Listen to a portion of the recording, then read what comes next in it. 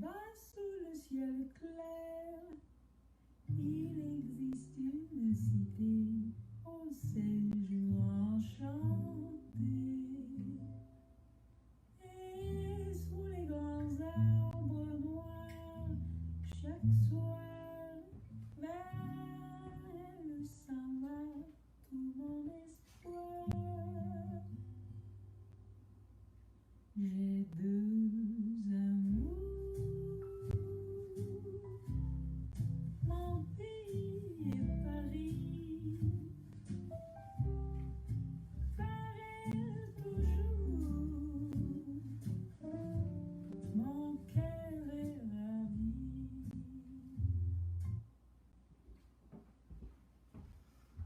Hi everyone, it's time to start cooking, so thank you all for coming. I just wanted to tell you we had an amazing group of people last week for the Artisan Bread in 5 Minutes, and all week long I have gotten pictures, people have been posting them to the Facebook page. So if you joined and you are now a new baker, send me pictures. I'd love to have you post them right to the Facebook page so we can share them. We should start a club because I want to see beyond the bowl. What are you making? Are you doing different shapes? What kinds of things are you doing? So I'd love to see it. So tonight we're going to be doing an herb salt, or a more correct name is the herb salé. And this is a Canadian herb salt. I had heard about this through one of my favorite Instagram sites called Slow Down Farmstead. And if you have a chance, if you're an Instagram person, you love food, you love the traditional ways of preparing your own food, I highly recommend on Instagram, Slow Down Farmstead. So I learned about this through her, and so I'm going to share it with you.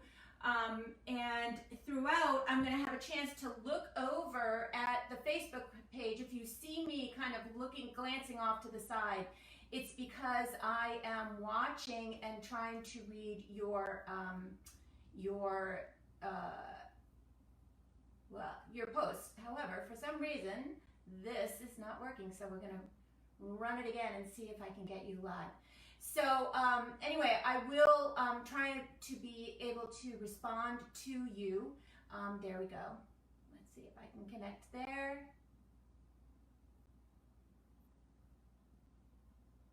All right. There we go.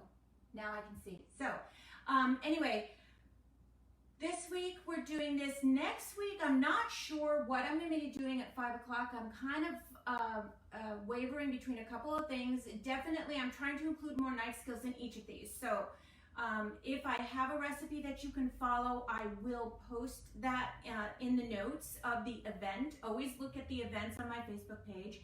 Be sure to like, follow, and definitely share. Even right now, if you share with a friend, they can tune in right now. Go to my website. Also, all of the recipes from my new online virtual classes are available. Another thing I want to make sure you understand, you are welcome to join any of my online classes that libraries are hiring me for. Go to my my website at thecreativefeast.com, go to the calendar, and you can see who has an online class, and you can register for that class through that library. So you're not limited to Facebook, and you're not crashing the party if you join in a library you've never been to in Massachusetts, New Hampshire, or wherever. And if you happen to know librarians all around the country, let them know I'm doing this because they can hire me too. So, all right, so let's get going with this. And I want to explain to you what is an herb salt. So basically what we are making is a preserved herb salt. So this salt is fresh herbs. We're going to chop them up. We're going to make our own combination. You can make a combination that you prefer. You can add or take out things. We'll talk about that. You layer those fresh herbs with salt. Okay, and I'm going to use kosher salt today, but if you have a coarse sea salt that you like, or a coarse mineral salt that you like, you should definitely use those. We're going to layer the fresh herbs with the salts. You can fill your container. It's best to get a container that fits the amount that you're doing. So and believe me, once you get this in, we're going to pack it in. Then you seal it up, stick it in your refrigerator for 2 weeks. Let it sit for 2 weeks. The salt mixed in with your herbs will draw out the extra water. After 2 weeks, you're going to go in, take that out of the refrigerator, open it up, and press down really hard on the herbs, and you will see that there's going to be a lot of water that comes out. Just pour that water out, put your herbs, close them up, put them back in the refrigerator. They're ready to go anytime. Now, can you sneak some of the herbs before that 2 weeks is over? Absolutely. But if you want to make this in the traditional way, you're going to let it sit for the 2 weeks, press out that extra water, drain it out, and then you have it. Now, the exciting thing is these fresh herbs will last in your refrigerator for between 9 months and a year. Unbelievable, right? I have been using my original batch that I had made probably about 6 months ago. I will use this if I have extra herbs. Say I buy a bunch of basil and I'm only using a couple tablespoons. Well, I have all this basil left. If I use that basil, I can make just a basil salt, and I just adjust the amount of salt to the amount of basil I have. I could combine that basil with some flat leaf parsley, for example.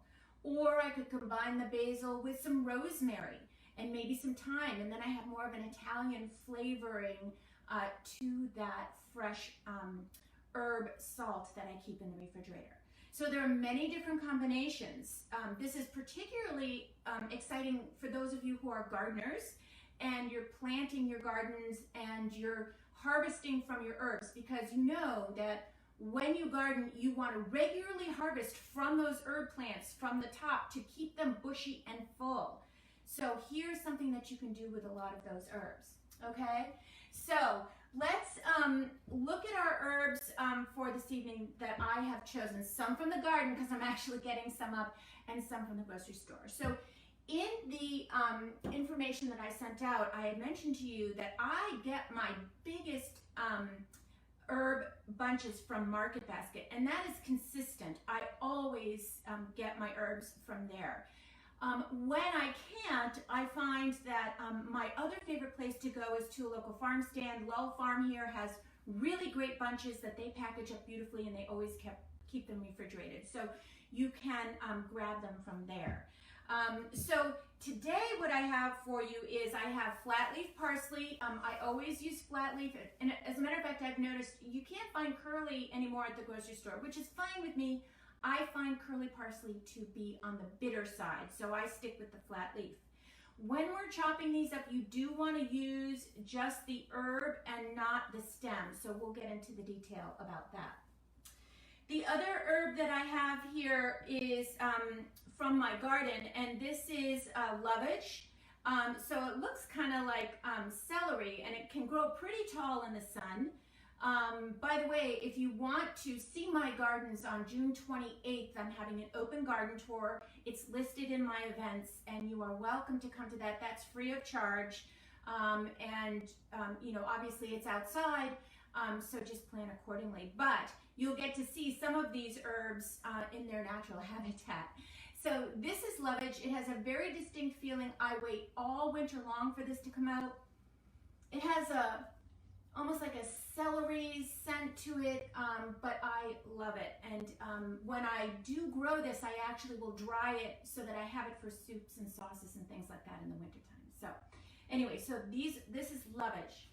I also have lots of chive. That's coming from the garden. You can use scallions if you want. You can use shallots if you like. If you're going to use onions, make sure they're chopped really fine when you add them, okay? And then we have here some celery, because I'm going to use the celery leaves. Now I've started growing celery in my garden, and what I've discovered is that the celery in my garden doesn't get, you know, as beautiful as this. I'll get better at it, but it does produce a lot of really great leaves, and using those in this type of a salt, or even in your salad, don't ever throw the leaves away. These are perfect seasoning for any kind of dish you may have. So we're gonna peel those off and use those. I also have mint. I like mint in my herb mixes, and so I will use that. And I grow a lot of mint. I grow it in barrels that I bury in the ground. So I dig a big hole, put the barrel down with holes in the bottom. That's where I plant my mint so it doesn't go anywhere, okay? Anyway, so now let me look at the last one because I wanted to show you, the important thing here is that when we're choosing our herbs and we're going to use them, we want them to be dry.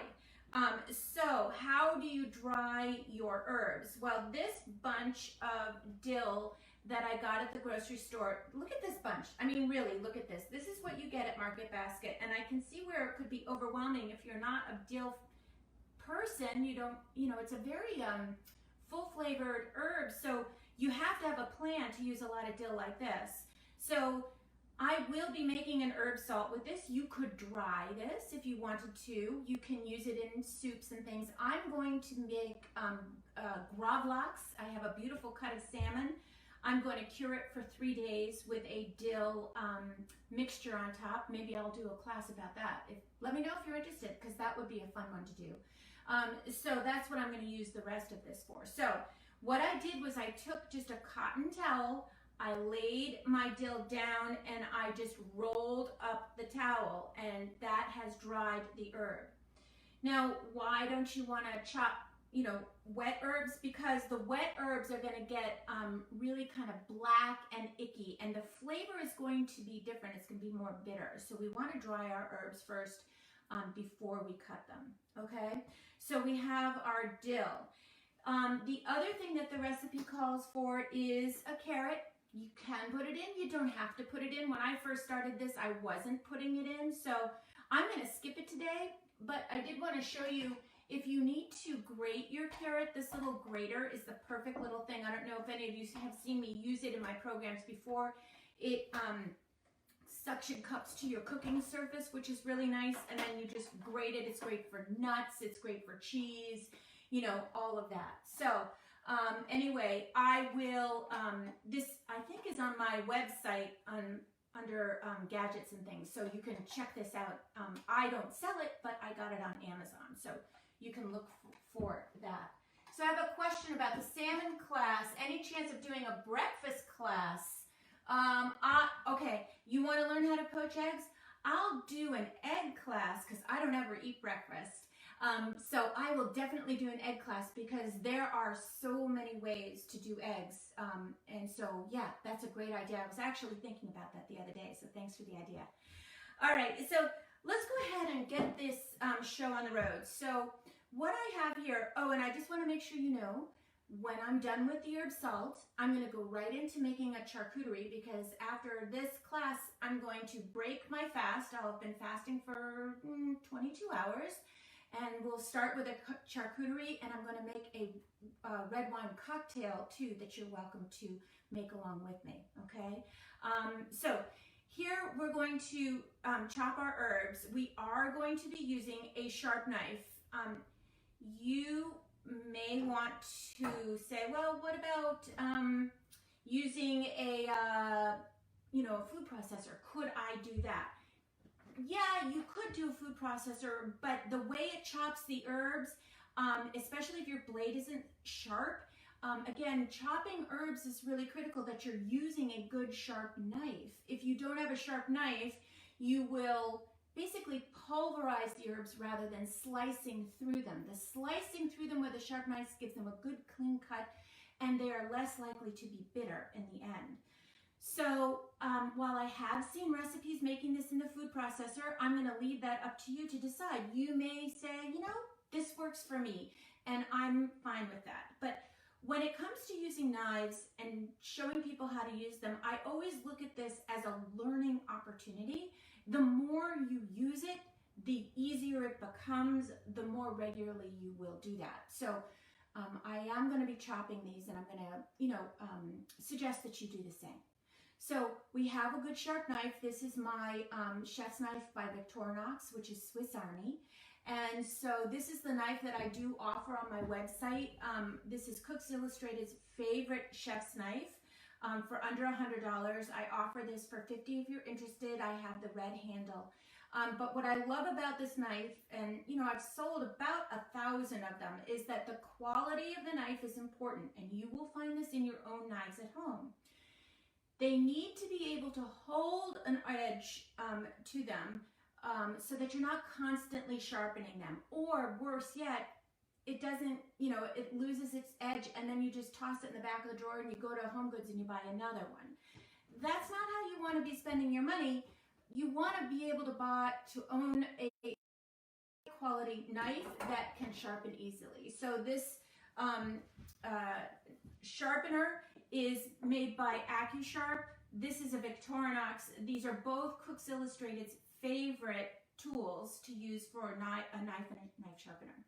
And I just hold this off the edge of my cutting board, and this will reshape the edge of my knife, and that's what I'm looking for. Now, you may have a great knife sharpener at home that you like and you're comfortable with, and that is fantastic.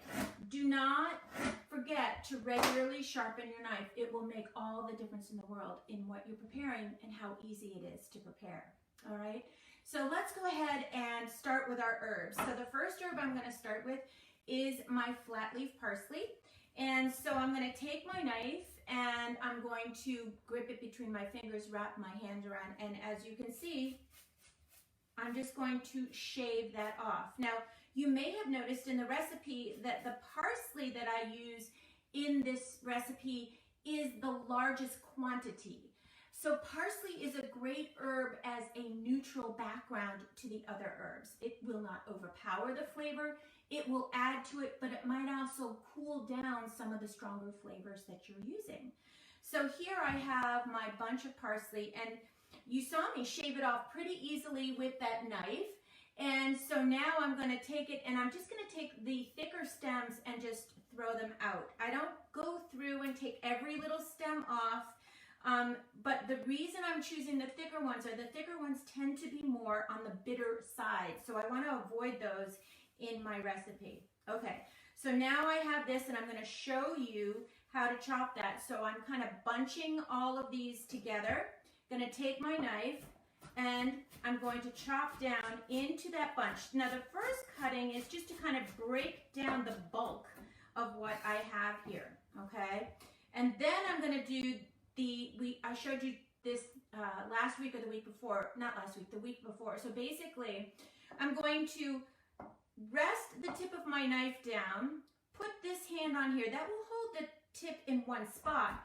And I will pivot the knife out away from me and then pull the herbs back in. Pivot the knife out away from me, lifting. The knife tip is constantly in contact with my cutting surface, but I'm moving through these herbs. Now these herbs do not need to be finely chopped because that would break it down too fast. We want these to be kind of fluffy on your cutting board. So I'm just doing a nice rough chop, and you can see with a sharp knife, I can get the job done pretty darn quick. And beautiful chop, and that's pretty much it. Okay, so that's going to go into my bowl. So I have my bowl over here. Okay.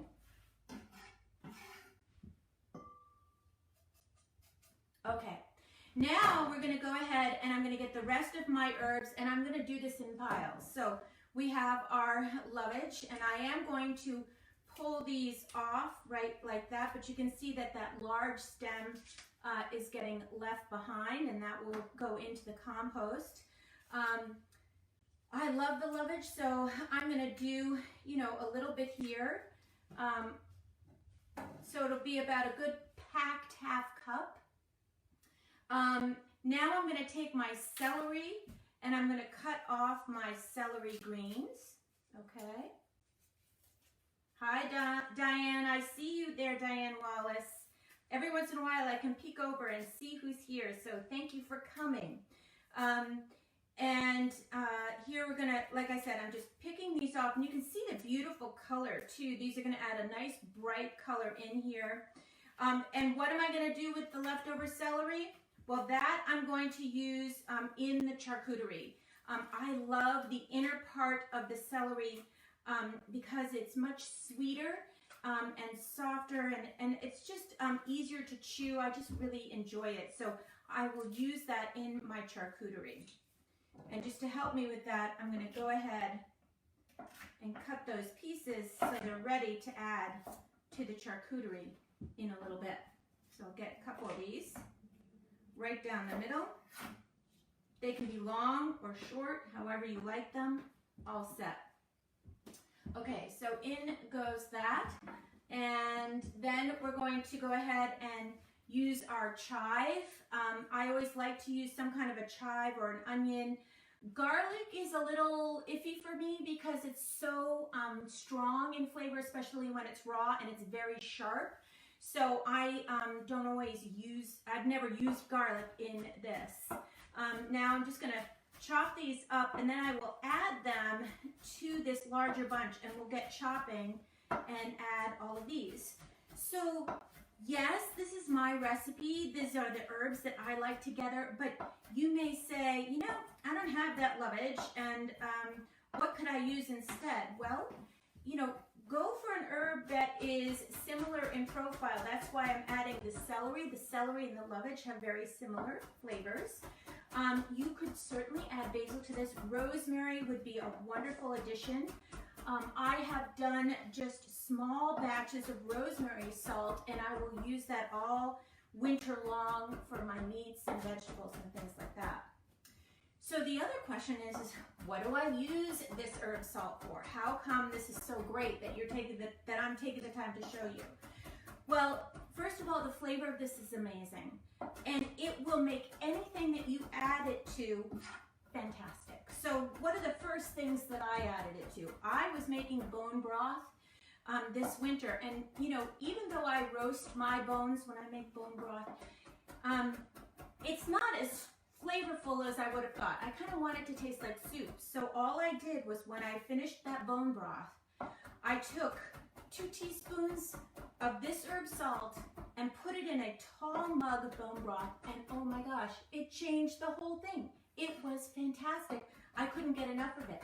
So every day I was drinking cup after cup of bone broth because I had my herb salt, right? So then I know a few of you may have tried this. I know I sometimes will give this to friends, and one of my friends said that, you know, she was looking for something to nibble on and she had some hard-boiled eggs and she took the herb salt out wondering, would this be okay? Do I have to add salt to it? She put a little bit of that herb salt on, right on the hard-boiled egg. She opened it up, cut it open, put it right on there, and she said it was heaven. And so that's convinced me, you know, that somebody who'd never had this before was so excited about it. So that's the kind of thing you can do. You could take a couple tablespoons of this and mix it in with your pasta, rice, potatoes, any of your vegetables. You can open up a chicken breast and stuff it into the chicken breast, and then you have it all set. So there are many opportunities for you to use this in different places.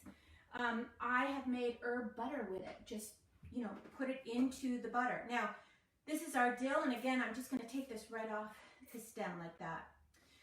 So in herb butter, it would be fantastic. I am going to add it to ricotta cheese for our charcuterie. So you'll see that. You could take cream cheese and make a spread for bagels or anything like that. Sour cream would be wonderful. I have taken my salad dressing. I just did a class last night and we made a basic vinaigrette. That recipe is on my website. And that vinaigrette, add a couple of this herb salt and it changes it completely. Then add a little bit of mayonnaise and then you have a creamy herb vinaigrette. So the things that you can do with this are endless. Don't forget, you know, we still have some time if you want to invite some friends to come or if you want to share the Facebook page with anybody, go right ahead. This recipe is already up on my website. You'll have to put in a search bar herb salt and it'll pop right up because I had actually posted this quite a few months ago. So you can check it out. I've updated it and added a few more pictures to it. So that is available for you on the website. Okay. So now we have our salt and we're going to, our herbs all chopped, and then we're going to go ahead and layer this with the salt. And then I'm going to go ahead and make that charcuterie for you, okay? So, is it super salty? That depends on you. I find it is salty enough that you won't need to add any added salt to whatever it is you're making. Now I'm fluffing this up, okay, mixing it together. I'm going to use this container. It's about a 2-cup container. And I'm going to start layering this. So first I'm going to put a little bit of salt on the bottom. Okay. And then add about 1 inch or so of my herbs. And then another teaspoon or so of salt. Layer more, and so on. And that's basically what you're doing. Now you could say, oh gee, she's almost done and she still has all of that herb. She has no space left in her container. You're going to pack this in super tight. So don't fear. It will all work out.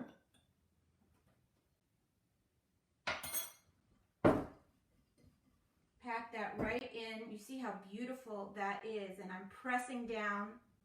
I'm going to add more salt, keep going. You can use between 1/4 cup and 1/3 cup. I've seen some recipes where they use 1/2 cup of salt. So it really is up to you. I wouldn't use less than 1/4 cup because, you know, for this 2-cup container, because you do need to let the preservative powers of the salt take place. All right. So this was 1/3 cup that I measured. So I'm going to use just a little bit more and I'm all set. All right, see if I can clean this up a little bit. And in that goes.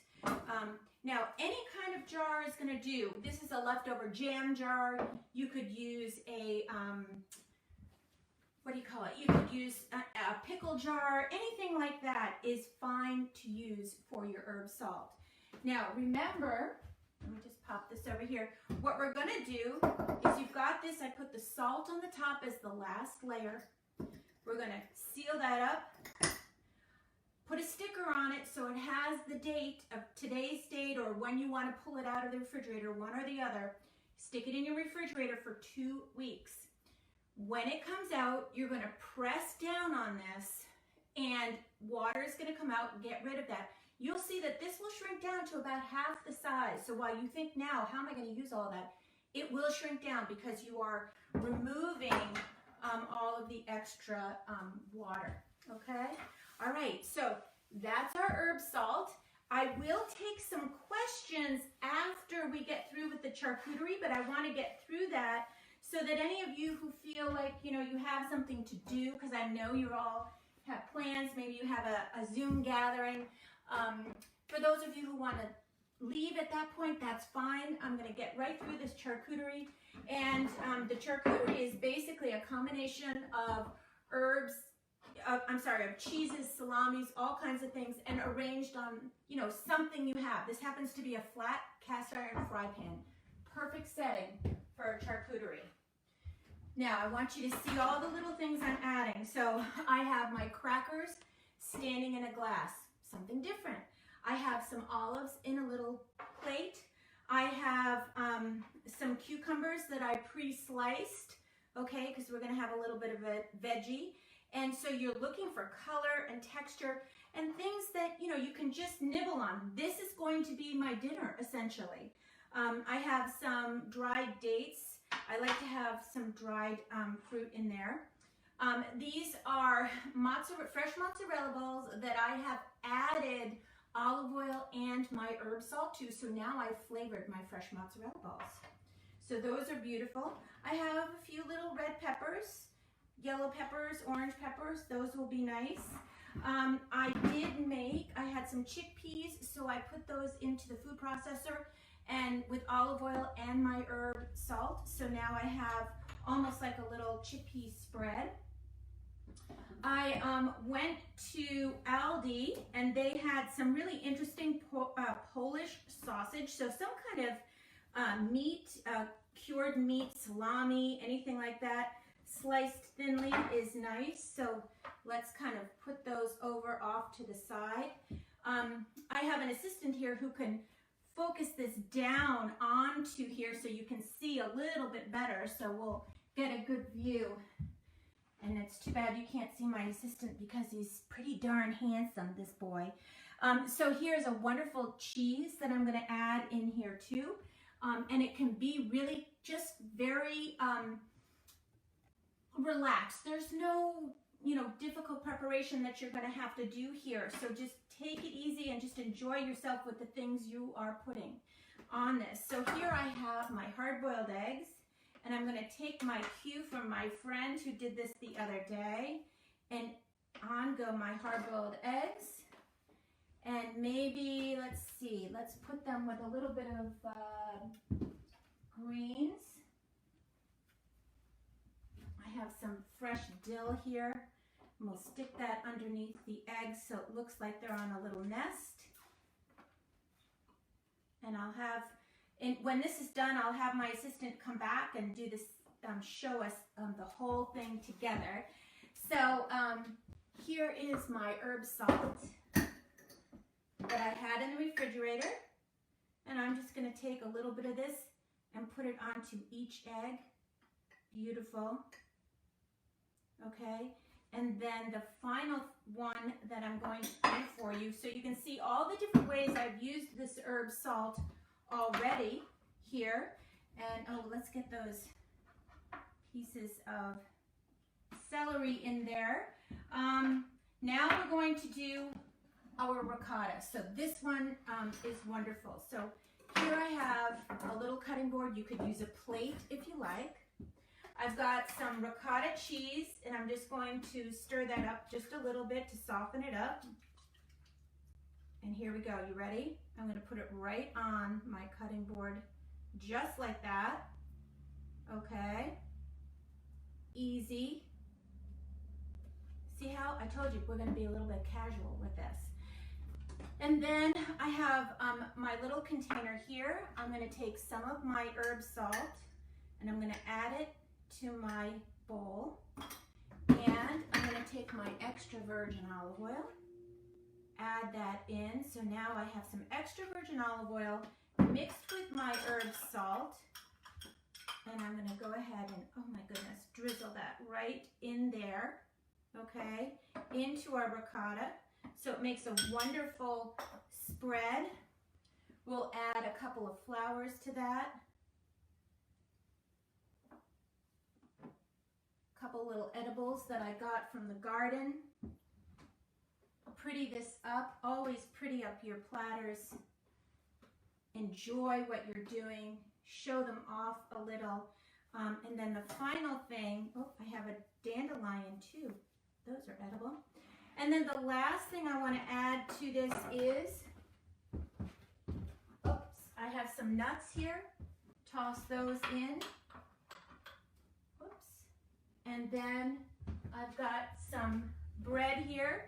For those of you who made your artisan bread last week, this is the perfect way to make it, to serve it with a charcuterie or as a, little side dish.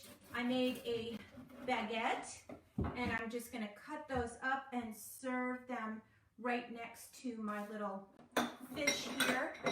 And let's see if we can kind of arrange this, and we're going to get a beautiful view of that with my assistant. Okay, so you can see how pretty this is.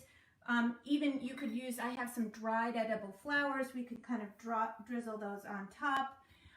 They're fun. So just a beautiful arrangement. And it was easy. I mean, I literally put that together while you were watching. So really simple. And you can just pull things right out of your pantry and out of your refrigerator. I'm going to make my cocktail now. Could you give me, there's a glass in the refrigerator with some ice. And this was, I was looking for, with a charcuterie, having wine is a nice option. So I have chosen a red wine, but certainly you could do this with white wine, and you could do this with rosé. So here is my red wine, and that's going to go in. And I'm going to do 1-to-1 red wine and ginger ale. You could use a ginger beer if you want. You could use a lemon and lime soda. This is almost like a sangria. Traditionally, this drink is made with Coca-Cola, which is a Spanish, and makes it a Spanish cocktail. And then I'm gonna do a little bit of a lime. I'm just pressing on the lime to get it to juice. And we're gonna do a little wedge of lime, and it's gonna be fantastic. What you can also do, there goes in my lime. Wonderful. You could add a little bit of bourbon. Wouldn't that be nice? So that's pretty much it for me. This is a wonderful way to use your herbs. They will last in your refrigerator for quite some time. And then you have an easy way to make a delicious charcuterie to enjoy with friends and family when we can see our friends and family. But for now, you and those of you who are home together can enjoy this any evening. And this really is a full meal. So I want to thank you all for joining me tonight. I'm going to continue reading the comments. So if you have any other questions or anything you'd like to ask, especially about the bread from last week or upcoming classes, I'm going to just go right to my computer and I'm going to keep us live and we can go from there. For those of you who have to go, thank you so much for coming. Stay healthy, stay well, and get outside. It's gorgeous, gorgeous. Thank you. All right. Thank you, Natalie. Thanks. Let's see. Oh, there's Kathleen Jennings. Hi, Kathleen. So glad you could make it. So if anybody has any questions, don't hesitate to ask. And maybe your question was, is that good? Yes, it is delicious. I need a little bit of a stir. And there we go. All right, could you please repeat the portions of the salt to herbs? So specifically, this recipe is on my website. So I would go there and the whole recipe is there. But I definitely try to do, for every 2 cups of herbs, it's about a 1/4 cup of salt, okay? But it may vary for you because everybody has a different tolerance for saltiness and all of that, okay? So bread question from Donna on the dusting for the peel. Can I use grits in the place of cornmeal? Yes, you can. You just don't want to use something the consistency of flour because your raw dough will absorb the flour and it will continue to be sticky. So you want something that allows it to almost kind of slide on ball bearings. That's what you're looking for.